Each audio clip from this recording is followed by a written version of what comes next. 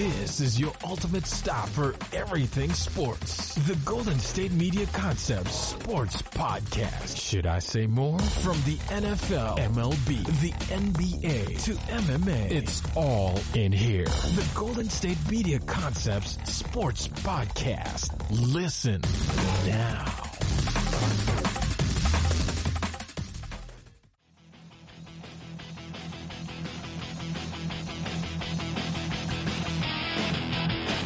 Hello, ladies and gentlemen, and welcome to the GSMC Sports Podcast, brought to you by the GSMC Podcasting Network. I am your host, Josh Strickland, here on this July. It is July now. It's not July, it's June. It's June 2nd. I know this whole year has kind of been slogging around, but hey, let's look at the bright sides real quick. It's June 2nd. I live in the Southeast. And it's only, it's 75 degrees right now. It's only 75 degrees, which that is insanity. Usually by now it's like 80, usually by now it's like 95. And if you step outside, you immediately have to drink water or you'll be dehydrated. So, alright, look at on the bright side. Anyways, where was this when I was, working out and doing football conditioning over the summer?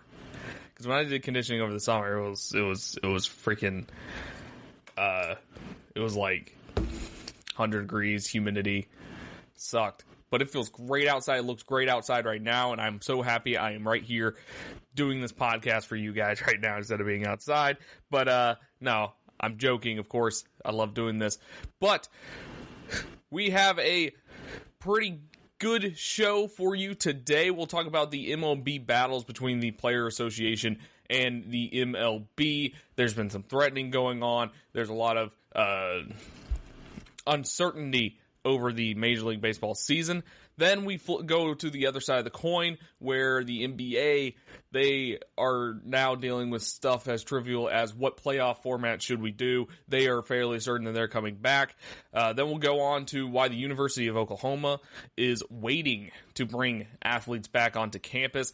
Then Topic 5, we'll talk about Justyn Ross, Clemson's Justyn Ross being out for the season, which is very unfortunate for him. We'll discuss that later. And then, of course, our draft review. We're going to my favorite team. And by that, I mean the lovable losers, the Cleveland Browns.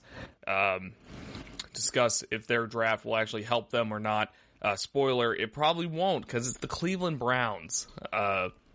Sorry to take some shots at the Cleveland Browns, but it's just frustrating, okay? Anyways, let's get to a pretty serious... We're going to start off with a pretty serious topic here. We're going to talk about these protests, the Black Lives Matter protests and the protest about the death of George Floyd.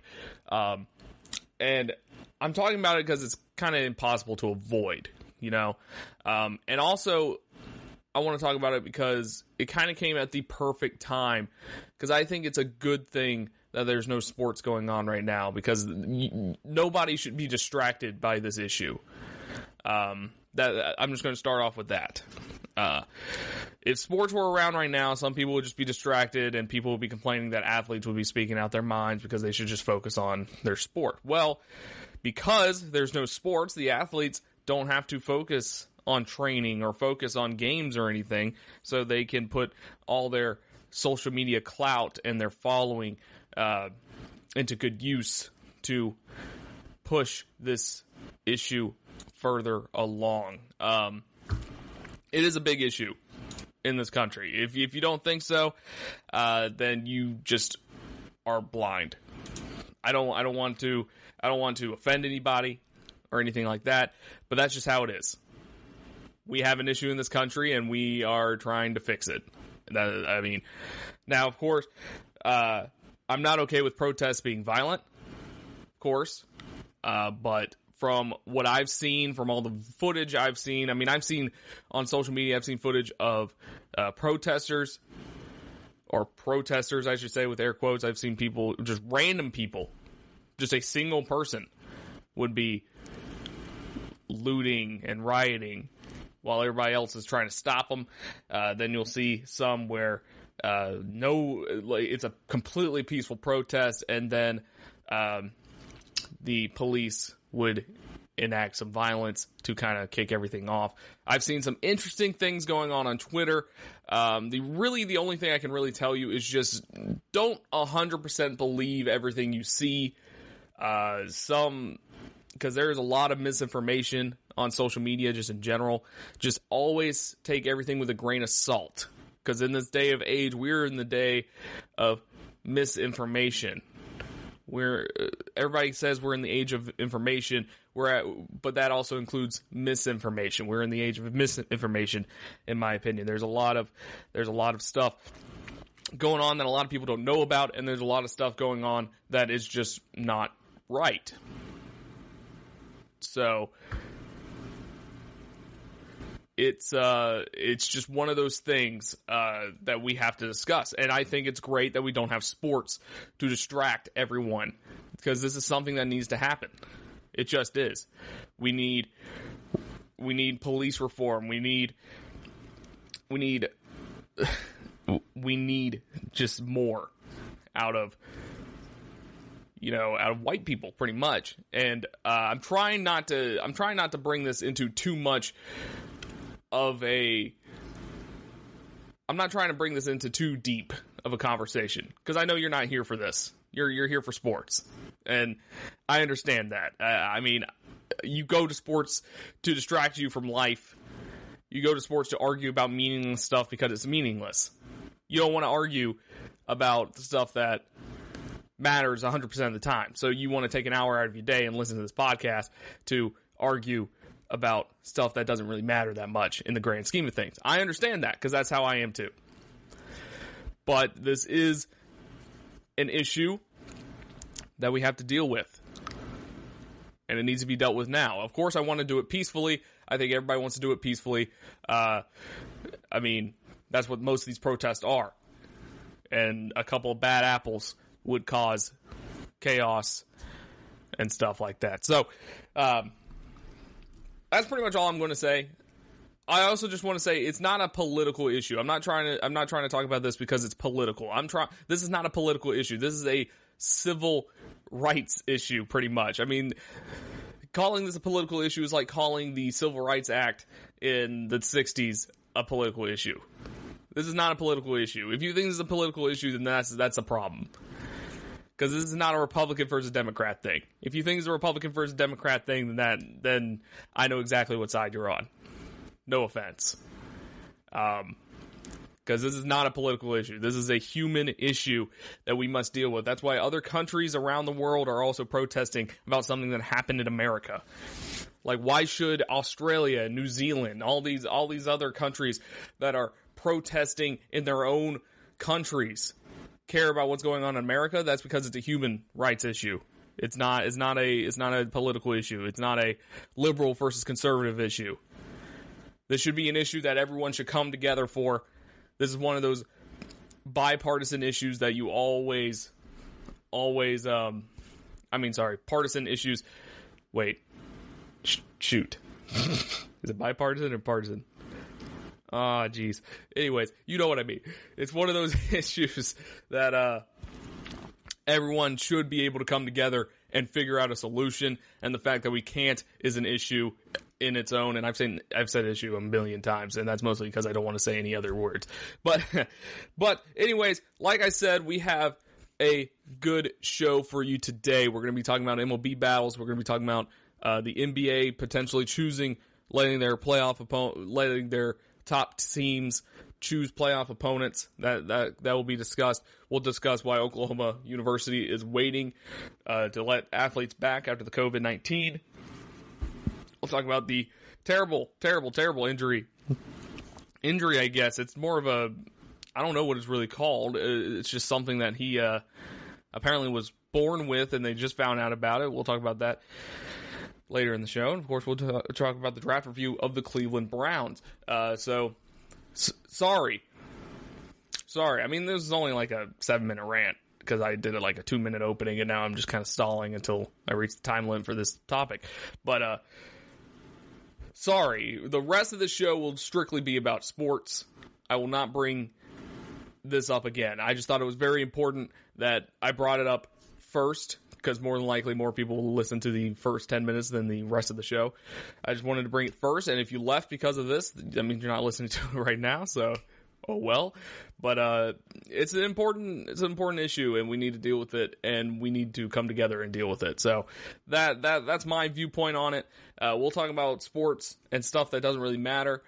And we'll argue about stuff that doesn't really matter when we come back from the break. We'll talk about MLB battles heating up as player pay, about player pay and how many games they'll play when we come back.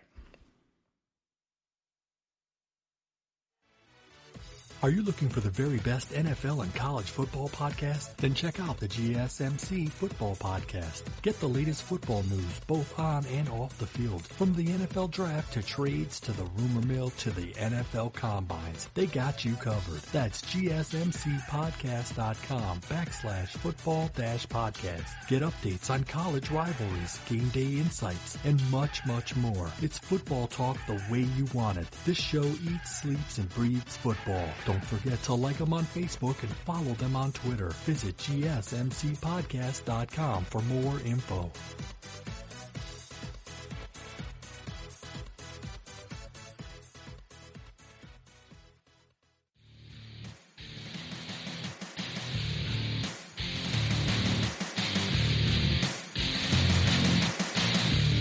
Major League Baseball is having a huge issue going on right now with player pay. We've discussed it before. These players, they want to be paid in full, in a full prorated rate, because they know we're not going to play a full 162 game season, but they want to be paid in full prorated rate for how many games they play. Now the issue is, how many games should they play? There have been negotiations, there have been proposals, counter proposals, and stuff like that. The owners originally wanted to play 81 games, which is half of a Major League Baseball season, but they weren't going to pay players their full prorated salaries. The players said, "Hey, how about you pay us our prorated salaries?" And then apparently the owners did not like that, and the owners came back and said, "We will pay you a prorated salary, but we'll play less games." So now the players are saying we should play more games and stuff like that. So there's no proposal, no further negotiations is scheduled, and the clock is ticking for Major League Baseball. While the MLB is considering playing 50-odd games in 2020, unless the players agree to further reduce their pay, it is not yet planning to present such an idea to the Players Association, according to sources with knowledge of the MLB's thinking. So the league's stance was first reported by ESPN on Monday evening, roughly 24 hours after the union made a proposal for a 114-game season to the league in a digital meeting. So the message from the league is clear, and some on the player side interpret it as a threat. You want the prorated salaries we agreed upon in March, you'll get them, but only for the number of games we want to play. So others on the player side, however, believe the league's willingness to pay the full prorated salaries for even a limited number of games creates the potential to negotiate upward. So in a meeting with the union Sunday, the league mentioned playing as few as 40 games in 2020, which would be absurd in baseball terms. But as of late, Monday night, MLB had not communicated its intentions directly to the Players Association and did not plan to make a counter proposal. This is all part of the league's attempts to negotiate through the media instead of focusing on how to bring baseball back to its fans, says MLB PA Executive Director Tony Clark in a prepared statement. However, from the league's perspective, the chances of the union declining to play out of concern for health and safety seems growing smaller. The union offered comments on the league's proposal, original 67-page proposal, and the league mostly signed off on them, one source said. Still to be negotiated, the ability of players, both high risk and not, to opt out of the season entirely.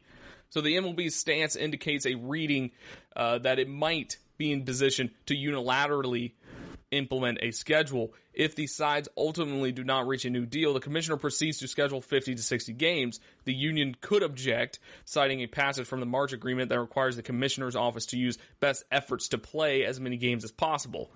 So the sides might not agree on what constitutes a best effort, in no small part because they differ on what the sport's economics will look like in 2020 with the gates closed for most of the season, if not all. So the league says it would lose money for every regular season game played. The union remains skeptical, continues to await additional documents that could prove MLB's financial position, and believe the players warrant their full prorated salaries in part because of the health risk associated with playing during this pandemic. Meanwhile, the unions offer to defer $100 million in salaries with interest if the postseason is canceled, failed to make an impact with league officials who say their teams do not want to pay the proposed interest on deferrals and take on additional debt. The league also believes that union leaders in conversations with players and agents misrepresented the meaning of a key phrase in that March agreement. In a section dedicated to restarting play, the agreement requires the parties to discuss in good faith the economic feasibility of playing without fans, which prompts the question, which side determines what is feasible? Which is always an issue, of course. Ultimately, the league believes the phrase simply conveys that if fans cannot go to games, a new deal is to be discussed. Another part of the agreement dedicated to player compensation gives players a salary based on how many games are actually played. We have agreement on compensation that says clearly how players get paid in the event games are played. Prorate, Clark said in his statement Monday. In fact, the league recently confirmed in writing that we agree with the association that under the agreement, players are not required to accept less than their full prorated salary. So unsurprisingly, the meeting between the sides Sunday grew heated. Sources said Clark and Commissioner Rob Manfred went on a video call along with top lawyers on both sides. At the heart of the dispute were comments Clark previously had made to Manfred, apparently acknowledging the expectation of a new negotiation. We have never denied the MLB has the ability to come back and try to persuade us to change that agreement based on their economic concerns, Clark said. They've tried unsuccessfully. In fact, Rob confirmed yesterday that we could pay you 100% of salary right now. So the sides are also bickering about the reason the union won't entertain a new rate of pay. Is it because the March agreement says the players don't have to, or because they simply don't want to? The league thinks that players have reversed from the former to the latter. The union, however, maintains that it's the players' prerogative to continue to reject a second pay cut and insist upon receiving full prorated salaries. From 10,000 feet, both sides appear to be exercising basic powers they seemed to gain in their infamous March agreement. The league is saying you can't stop us from starting the season. The players are saying you can't make us take less pay. So for competitive reasons, the league would still prefer a schedule that is longer than 50-odd games, but believe fans would be happy to see baseball return in any form. So for now, the players are asking to play roughly double the number of games the league is contemplating, but the players have a clear financial incentive to ask for as many games as possible based on their prorated arrangement in a March agreement. The deadline for an agreement depends on how long the season would be. The fewer the games, the longer the parties could argue. But for an 82-game season beginning in early July, as the league proposed a week ago, players would need to be in spring training, part 2, by the middle of June, just a couple weeks from now. So the exact drop dead, I don't know, but it has to be within a week, like a week or so. One person with knowledge of the discussion said of the 82-game schedule. So some people on both sides believe there is room to hammer out a deal that includes changes beyond this year by including protections for free agency this winter or even a minimum payroll commitment for 2021. But negotiating such elements would prolong the process, and neither side is moving expeditiously, making that approach unlikely. So long term, these negotiations might serve to galvanize everyone. Players and agents would view a 50-game proposal as the latest in a series of aggressive acts by the MLB, including the tiered pay cuts that piqued their anger last week. The proceedings could eventually color next year's negotiations of the entire collective bargaining agreement. So if everything falls apart, the recourse for either side, and possibly for both, would be to file a grievance, but a hearing in front of an arbitrator would be a destructive and time-consuming process that likely would lead to a cancellation of the 2020 season. Such an outcome still seems very unlikely. So, nonetheless, the parties are making very little progress and continue to advance ideas that are quickly dismissed by the other side. A season can still be savage, but the tensions are only growing. So, I think it's terrible that the MLB, the owners, and Manfred are basically threatening the players with a much shorter season than expected. I mean, the players, it's very clear that the players want to play baseball. It's very clear that they want to play baseball and they want to play as many games as possible. It's very clear. You can't deny that. That's just true. But the owners don't want to pay them for what, the owners don't want to pay them for what they're doing. The owners don't want to pay them full money for playing as many games as they want, because they're going to get paid a prorated salary no matter what. They got it. They got that in that March agreement, and they're probably not going to go back on that. So they're going to get paid their full prorated salaries no matter what happens in the rest of these negotiations. It's just the matter of how many games they play. If they play 50 games, they get much less money, and the players are really worried about their health. We discussed this on Sunday. We don't really know what the coronavirus does long term. So if a player gets the coronavirus, we don't know what it happens to them in the long term. So we just have to kind of wait and see, which is very scary for a lot of players, because, I mean, it damages your lungs, apparently, and as an athlete, you kind of need those. So, yeah, we are in that situation right now. The owners are kind of being brash. Baseball is struggling right now to figure out the solution to this issue. But when we come back, we'll talk about a league that has figured out their pay issue, mostly because they only have playoff games left, but they need to figure out their playoff format. We'll discuss that when we come back.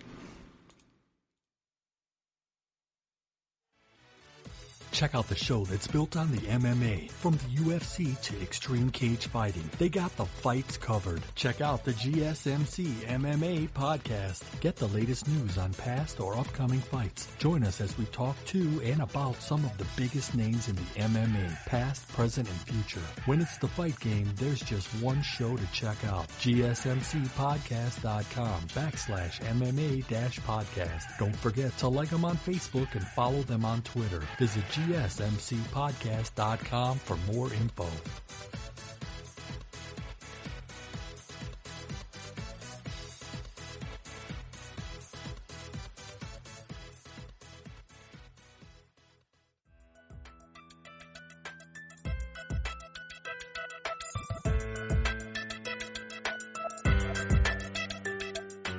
So the NBA has pretty much figured out what they're going to do for the playoffs. There's still some minor details that need to be worked out, but for the most part, they have figured it out.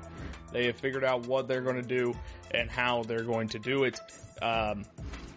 Basically, they're going to be in Disney World. We're just trying to figure out what specific Disney World resort they're going to stay in. We're also going to figure out, how many teams get invited. We're going to figure out what the playoff format's going to be. There have been different things.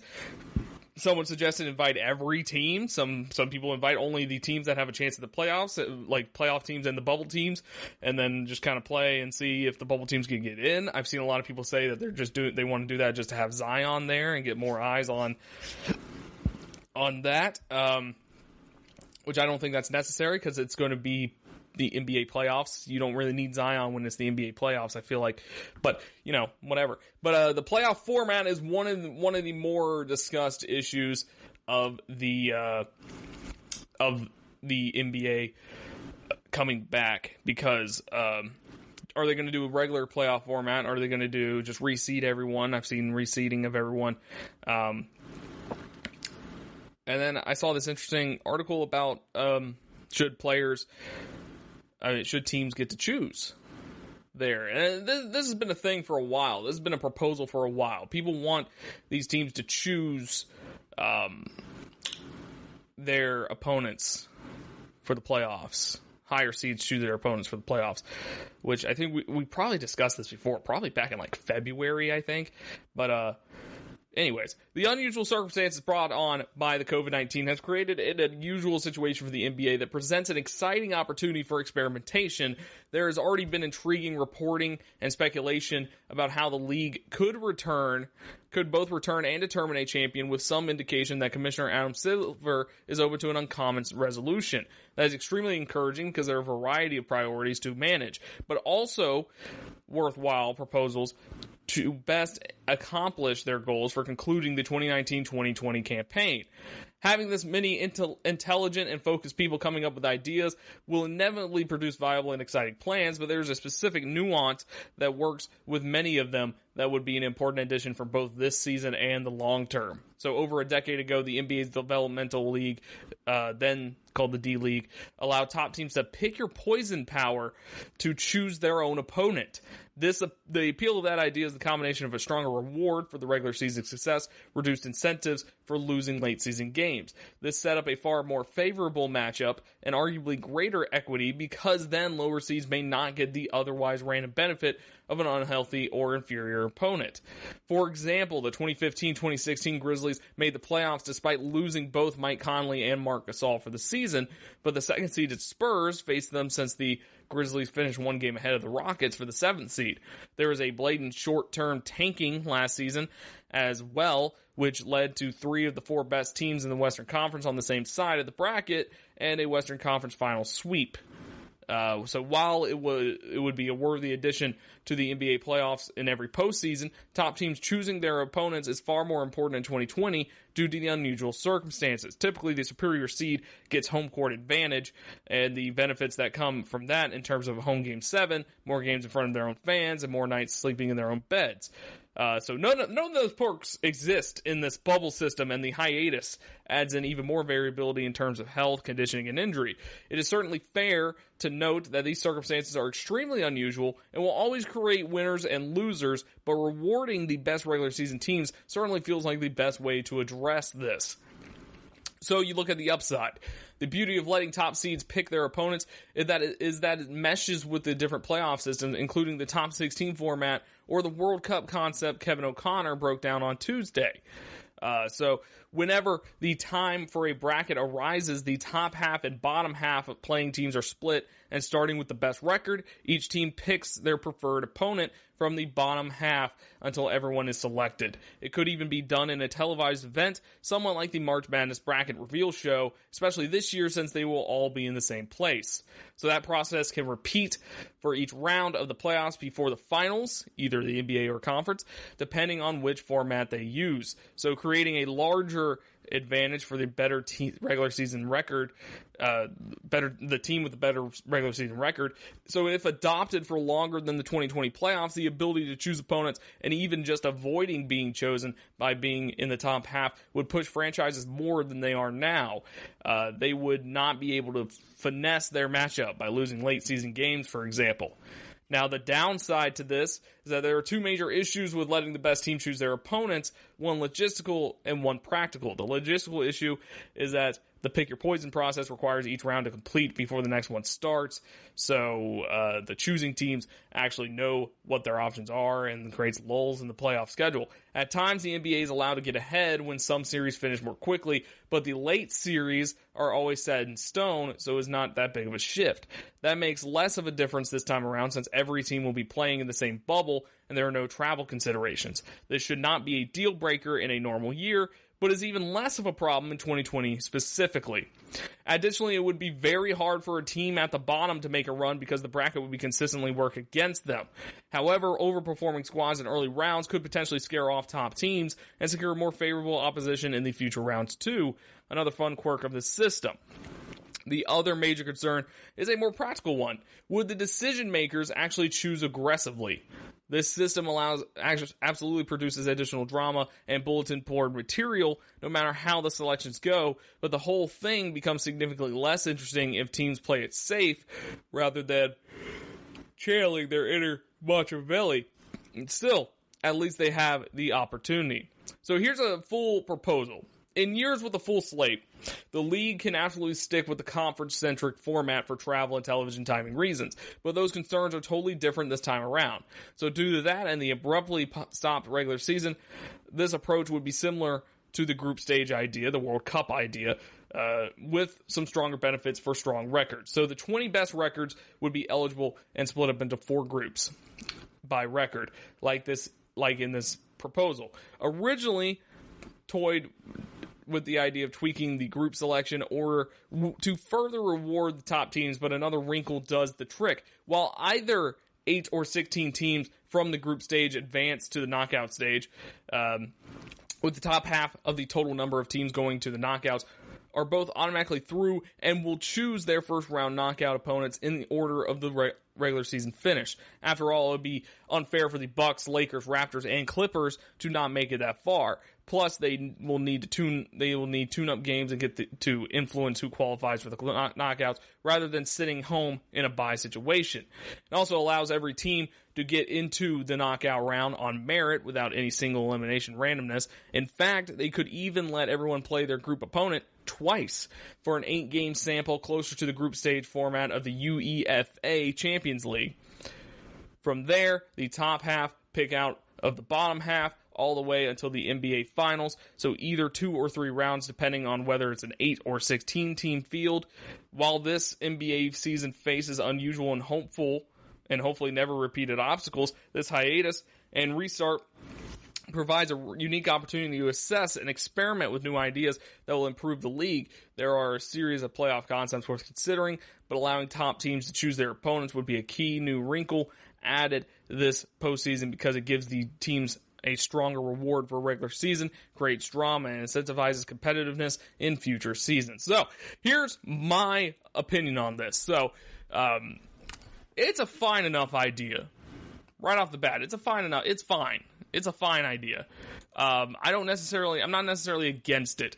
I just don't think it will add that much to it, because at the end of the day, these teams are just going to choose the worst team available, I guess. So, like, for instance, he mentioned the Grizzlies getting the 7 seed back when Mike Conley and Gasol were all hurt. The issue with that is that the number 1 seed will just choose them. Okay? Like, the number 1 team will just choose them. The number 2 team will choose whatever the 8 seed was. And then, I mean, we're pretty much back where we are.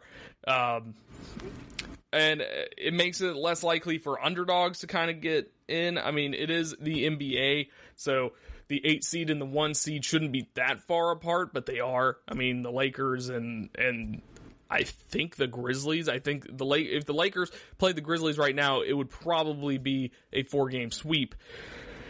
That's just how it is. I mean, they're just better. But so I'm not sure how much it would actually help. And that's my main issue. I don't want to change it to see how much it would actually help, you know? So, that's just my opinion. I don't know how much it will actually help. I don't know how much it would actually benefit the better teams. I don't know if it will benefit the worst teams at all. But there you have it. When we come back, we'll discuss why University of Oklahoma, whatever, is waiting longer than its peers to bring athletes back when we come back.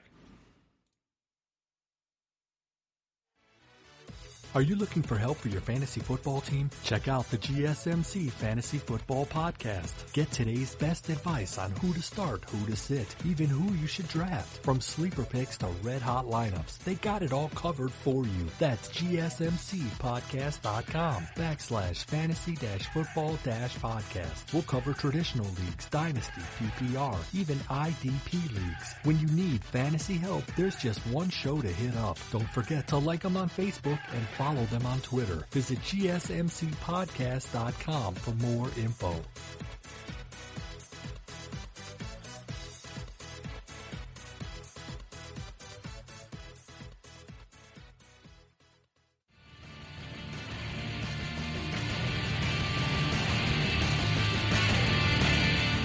So, it is officially June. It's June 2nd right now. A lot of universities and colleges and athletic programs are getting back to work right now. A lot of them came back yesterday, June 1st. A lot of them are coming back June 8th, next Monday. And it's kind of happening where college athletics are starting to come back. College football specifically is starting to come back. And by that I mean they're bringing athletes back on campus. We're still not sure if a football season will happen, but it is looking more and more likely that a football season will happen, and a lot of universities and campuses are opening back up. They started opening back up yesterday.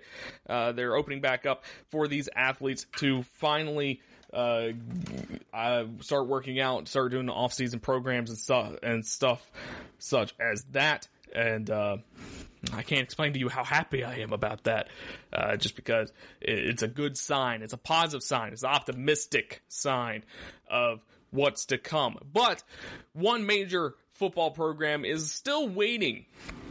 They're waiting longer than their peers to bring athletics back, and that is Oklahoma, the Oklahoma Sooners.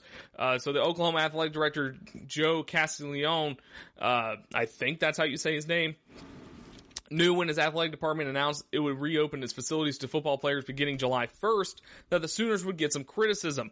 After all, the Big 12 presidents voted to allow players to return to campus for voluntary workouts June 15th if school administrators chose to bring them back. So why would Oklahoma, which has won the Big 12 football title each of the last 4 seasons and made the college football playoff each of the past 3 seasons, wait and allow competitors in its conference to get a 2-week head start?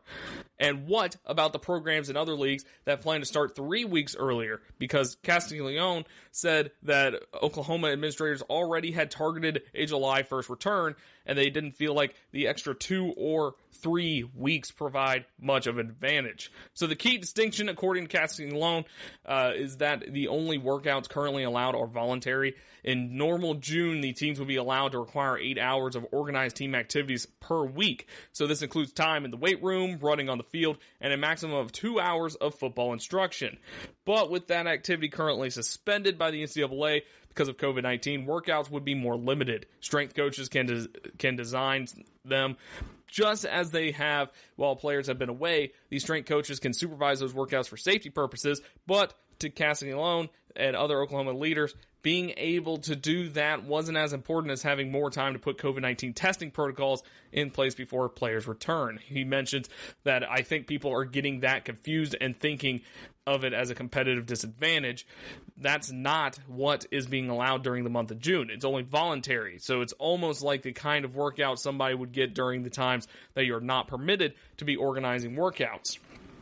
So Castiglione, who served on numerous NCAA committees and working groups, suspects the rules could change again in July.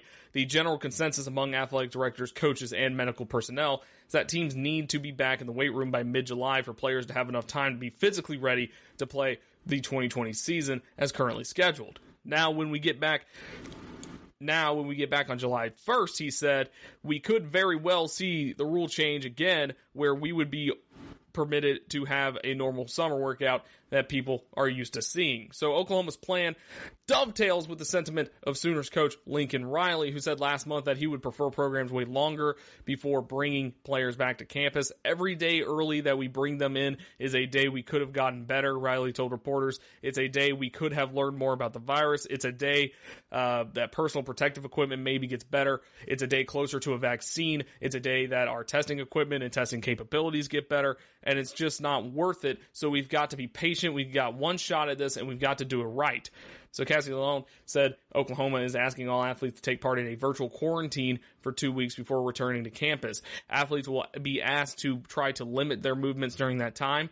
If they do need to travel, then they'll be asked to keep track of where they've been and with whom they've come in contact. When they return to campus a few days before the facility opens, they'll get tested for COVID-19. The school already has set aside one residential facility to use in case anyone tests positive and needs to be quarantined. So several common areas, such as the players' lounge adjacent to the locker room, will be closed. So meanwhile, players will work out in smaller groups than usual. Oklahoma's football weight room has large doors that can be opened to allow in fresh air, and with the 32,500 square feet of space, Equipment can be arranged to allow a safe distance between players and strength coaches. So, as these Oklahoma players return, Castiglione and 4 other Big 12 athletic directors will be working to answer some pressing questions about the coming football season. That working group has been impaneled to model potential outcomes, so it is first trying to determine some key dates. For example, at what point do schools need to make a final decision if they like to make play a full season as scheduled? I personally would like it to be early July, Castiglione said, but I don't find much consensus on that date. I think people are thinking they can wait till maybe mid-July to make those kind of decisions, but some might think later. But there's a lot of planning that has to take place once those decisions are made. So the AD group also will consider what will go into that planning. Those discussions would include protocols for what will happen if one or more players on a team test positive for COVID-19 during the season. That is an enormous rabbit hole right there, he said. So he and his fellow ADs will spend the next month plumbing the depths of that and several other rabbit holes in an attempt to come up with the best way to play a season under extraordinary circumstances. So I am on his side.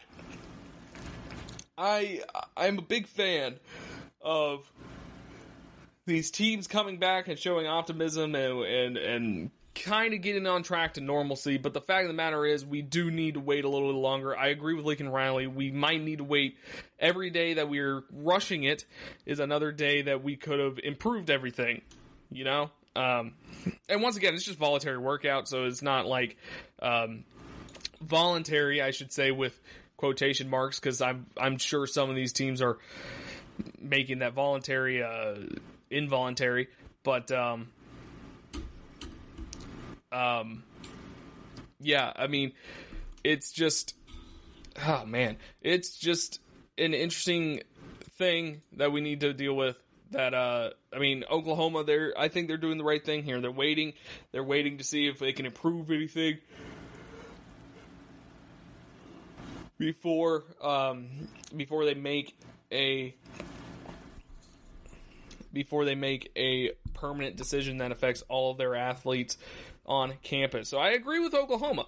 I do agree with them. I hate that this is kind of taking a step back to this progress that we're making, but it's kind of necessary. Once again, we don't know the long-term effects of this virus, so we got to keep everyone safe. Yes, they're young and they're fit and stuff like that. They have the best chance of surviving, but the issue is, if they do survive, what is the long-term damage that they got because they survived? You know, so it's just stuff that you got to think about, and people don't want to think about this stuff because they want to have football back so badly. And look, I understand. I want football back as badly as everybody else does. However,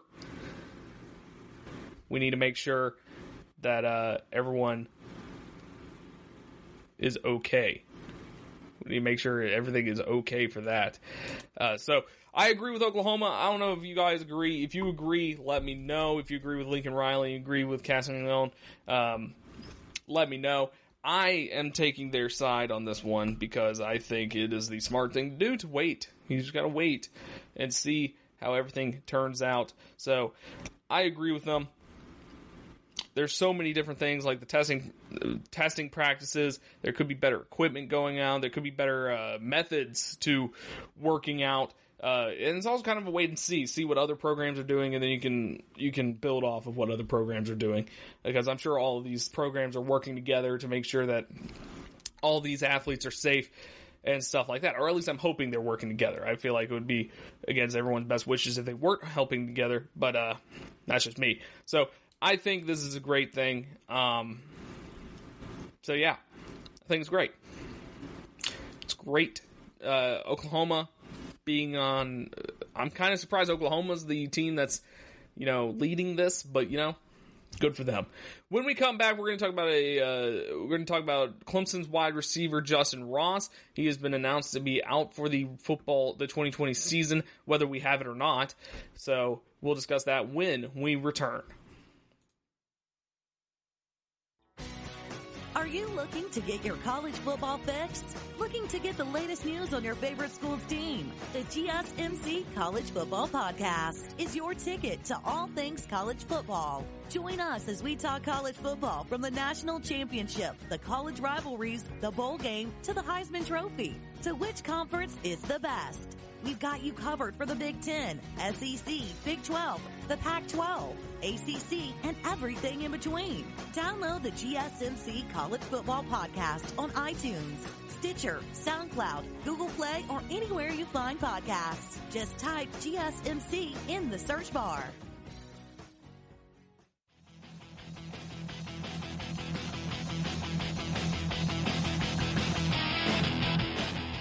So as we have been through discussions of whether or not college football will come back, there was a huge announcement that was made yesterday about one of the best receivers in college football, and that is Justyn Ross. So Justyn Ross was expected to be Clemson's top returning wide receiver this fall.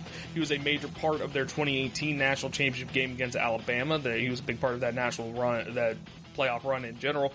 He was a big, he was the leading receiver, or the second leading receiver behind T. Higgins last year, this past season, and now he has been announced out for the 2020 season, which is a huge blow to Clemson, as now their leading returning receiver is now Travis Etienne, and Etienne only has like 300 yards or something like that. So wide receiver U takes a big hit right here. Now, of course, Clemson, they have plenty of other receivers that could step up, but Justyn Ross was ready-made. He was already ready for the NFL when he was a freshman. This guy is a freak. I'm just telling you. He needed to work on technique a little bit more, but he was a freak when he was a freshman, and you saw it in the national that 2018 national championship game. He was making one-hand catches. He was making insane catches all over the place. He's an Alabama native, but he is not expected he is not going to play football in 2020. So the junior has been diagnosed with a congenital fusion of the spine, which might make it too dangerous for him to continue playing. The Alabama native and possible future first-round draft pick is scheduled to travel Thursday to Pittsburgh for a surgery Friday that Clemson hopes will help him eventually return to the field. The further he went into his football career, it probably would have shown up, but nobody until this point knew he had that, said Clemson coach Dabo Swinney on a Zoom call with reporters. He's had no issues in his whole career. So Justyn is in a great place mentally. Coach Swinney says he's ready to do what he needs to do to give himself the best chance to play football again. So during a routine Clemson spring practice in March, Ross ran a slant route and caught a pass, but he was slow to get up after he was hit. He experienced initial numbness, thought it was nothing. Clemson found it to be too concerning at the time. So the staff started to monitor him for stinger symptoms around March 11th. So Ross went to the sideline, remained a spectator for the rest of the practice. Later, he underwent an X-ray, Clemson's regular procedure when a player is expected to have suffered a stinger.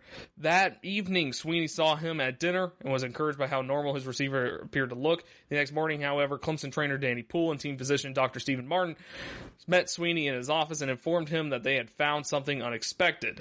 Swinney goes on to say Dr. Martin was pretty shocked at what he saw when he looked at his back and his spine. It's a concern, and he was a little bit of a bulging disc as well, and that's an issue.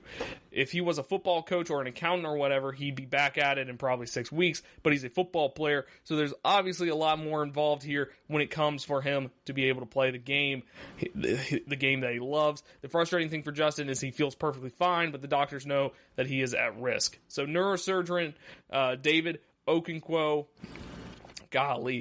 professor of neurological surgery at the University of Pittsburgh and a doctor for the Pittsburgh Steelers, has already met with Ross once. He and his hopeful Friday's procedure will repair the bulging disc and is optimistic that there is a path for Ross to play again, Swinney said, but there are no guarantees. So how could the 20-year-old Ross have a condition like this for 2 decades and never know about it? Dr. Neil Anand, who is not treating Ross but is director of spine trauma at Cedars-Sinai Spine Center in Los Angeles, pointed to a lack of symptoms. If you don't have any symptoms, why would you take an X-ray? Why would you ever check your neck if you don't get pain? Unless you get a symptom or there's something that tells you something is wrong, why would you? Ross is expected to remain involved with the program in 2020, and Sweeney praised his positivity. Ross will mainly act as another coaching figure for his fellow receivers. But without Ross, the Tigers and quarterback Trevor Lawrence will look to sophomores Joseph Nagata and Frank Ladson as the primary outside threats. So Ross is 6'4", 205 pounds, was projected to become Clemson's starting boundary receiver, replacing second-round draft pick T. Higgins. Ross caught 66 passes for 865 yards and 8 touchdowns in 2019 as the field receiver. Senior Amari Rogers will remain the starting slot receiver, but Sweeney is hopeful that by January, Ross will be in a position to work out at the NFL Combine and enter the NFL Draft, or to return to Clemson for another year. Dan Brugler, who covers the NFL Draft for The Athletic, said Ross's NFL hopes are unknown until health conditions resolved, but that the Clemson receiver has first-round talent. His athleticism and catch radius really popped on film, even with the other receiver talent on the roster. It was going to be Lawrence Ross show for the Clemson offense in 2020. You hate this for him. Even if we have seen him play his last football at Clemson, Ross has all the talent to be an impact receiver in the pros. So this is a huge hit to the Clemson receiving core. He is a NFL-made receiver. He was easily going to be a first-round pick at receiver. He could have easily been a first-round pick for receiver, and it is a huge hit. Now Clemson has to rely on Clemson, who has always had depth at wide receiver. They have to rely on sophomores Frank Ladson and Joseph Nagata, which, by the way, those guys are both freaks as well. They're both genetics freaks as well. You probably would have heard more of them, but they were sitting behind T. Higgins and Justyn Ross. So they played a little bit last year as freshmen. They played a little bit. Nothing really popped out because, I don't know. But Clemson does a very weird, does a thing with their receivers, and I don't think any other university really does, any other team does. They rotate their receivers as much as possible. They rotate them pretty much every play, depending on the situations. Just the timing of this is really bad because they just lost a bunch of receivers to graduation and stuff like that. They had DeAndre Overton, who was going to could have been a great replacement for Justyn Ross. I mean, he wouldn't have been as good as Justyn Ross, but he would have been a great replacement and at least be decent. But Frank Ladson and Joseph Nagata, that's just they're kind of unknown, but they're both really, really athletically gifted. And they've been with the program since last winter. They've been with it for a full year now at this point. But the fact that we might not have a fall camp, or we might not have a huge fall camp, that's going to hurt Clemson even more because they won't have time to put them in game situations as the top outside receivers. So another reason why Clemson has incentive to try to get back onto campus as fast as possible, because they're going to have to figure things out. And we're also going to figure out if Trevor Lawrence is the real deal, because he's been blessed with T. Higgins and Justyn Ross and Hunter Renfrow and all these great receivers. Now he has to deal with, Amari Rogers is still a great receiver at the slot, but he's just going to play slot. Now we're going to see how he does with, once again, Frank Ladson and Joseph Nagata are very athletically gifted, but we don't know how good they are. So I'm not going to put them in the league of T. Higgins and Justyn Ross. So we're going to see how Trevor Lawrence does with that. This was supposed to be a make or break year. You still have Travis Etienne. You could see Clemson go more into a running attack with Travis Etienne coming back. But we'll see. Of course, my favorite thing to say, we'll see how that turns out. But this is a huge blow. This is a huge blow to their offense, but I don't think it's the worst thing in the world. Now we get to sit here and wonder if he's going to come back to Clemson. I personally don't think he will, because if he is healthy enough and a team takes a chance on him and he gets like a first round, if he's healthy enough and is able to get drafted, he should go get drafted, especially if because of this issue. Go get paid, my man. That's pretty much all I got to say. Just go get paid, especially if you have that issue there. you just go ahead and go get paid. Like, don't care what anybody else says. Just go get paid.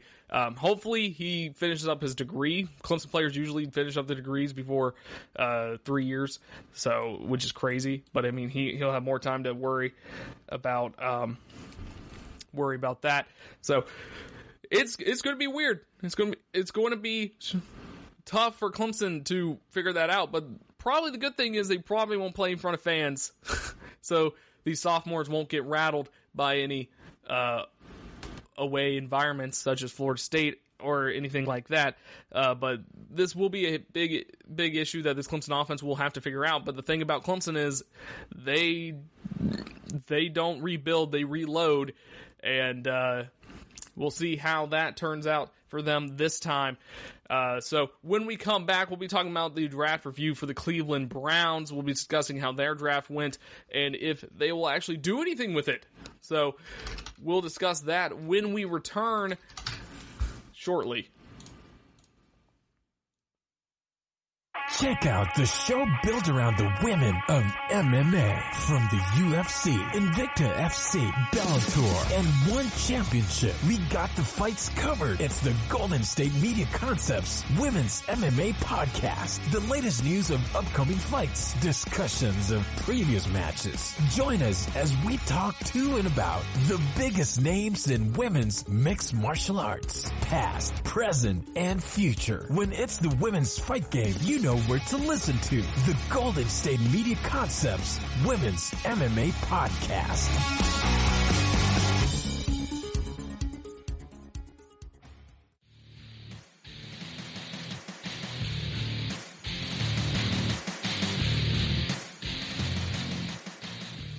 All right, ladies and gentlemen, here we are. We are in the Cleveland Browns part of our draft review. So the dust has settled, of course, and the Cleveland Browns, they had a very disappointing year last year after they were poised to make a big run. They still have Jarvis Landry. They still have Odell Beckham Jr. They still have Nick Chubb. They still have Baker Mayfield. But Baker Mayfield heading into his third year as an NFL quarterback. He had a sophomore slump, of course. He also kind of had a freshman slump, but whatever. But he had a huge sophomore slump, and we're here to see if he is the real deal or not. But the Browns, they had, let's see, 1, 2, 3, 4, 5, 6. They had 7 picks in this draft. A lot of outlets have said that they did a pretty good draft. We'll see about that. Let's start it out. They needed offensive line help, and they got it right away. They drafted with their number 1 pick, their round 1 pick number 10, Jedrick Wills, offensive tackle from Alabama. So the Browns needed an offensive tackle and had the choice between Wills or Louisville's Mekhi Becton. There was some question about Becton before the draft after a report of a failed drug test. The team went the safer route, but still managed to bring in a starting caliber tackle. So during his sophomore season, he snagged the starting right tackle position at the start of the 2018 season. He finished the season starting 15 games at the position, which helped lead the number 3 scoring offense in the nation. Wills broke into the picture as the best offensive lineman in the nation as a junior. His rewards for his season included the following: a second-team All-American from the AFCA, Associated Press, Sporting News, Walter Camp, third-team All-American at tackle by Pro Football Focus, All-SEC team, first team, second team, preseason All-American. So Wills allowed just 1 sack all season and 3.5 quarterback hurries in 771 snaps for a success rate of 99%, ranking 3rd in the nation.